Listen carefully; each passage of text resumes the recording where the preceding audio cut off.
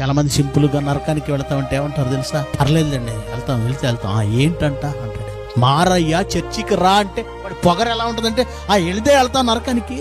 ఏంటి అయితే ఏంటి, నువ్వు ఒక్కడ వెళ్ళు పరలోకానికి. అలానే వాళ్ళకి నేను మాట చెప్తాను.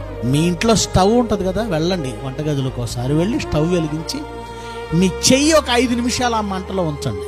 ఆ తర్వాత చెప్పండి వెళ్తాం నరకానికి అని. ఒక్క నిమిషం కూడా ఉంచలేడు. ఒక్క నిమిషం కాదు కదా, 10 సెకండ్లు కూడా ఉంచలేడు. 10 సెకండ్లు కాదు కదా, ఒక్క సెకండ్ కూడా ఉంచడు. బాధ తెలిసిందా? అక్కడికి వెళితే దీనికంటే కొన్ని కోట్ల రెట్ల బాధ, అగ్ని జ్వాలల్లో కేకలు. ఆ భయంకరమైన లోకంలో యుగ యుగాలు కాలిపోతుంటే నా అన్నవాళ్ళు లేక, చుక్క నీళ్ళు ఇచ్చేవాళ్ళు లేక ఎవరు పట్టించుకోరు. మీ ఇష్టాలు నెరవేర్చుకోవడం ఆపేయండి. ఈ శరీరం కోరిందల్లా చేయడం మానేయండి. లేకపోతే ఈ చివరికి కట్టె మిమ్మల్ని ఏం చేస్తుంది తెలుసా? పాతాళంలో అగ్నిలో కేకలు వేస్తూ కన్నీటిమయం. ఎవరు?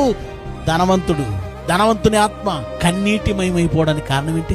అతని కట్టె 60 ఏళ్ళు 70 ఏళ్ళు అతనితో ఉంది. 60 ఏళ్ళు 70 ఏళ్ళు అతనితో ఉన్న కట్టె అతనికి శాశ్వతంగా ఏం మిగిల్చింది? కన్నీరు.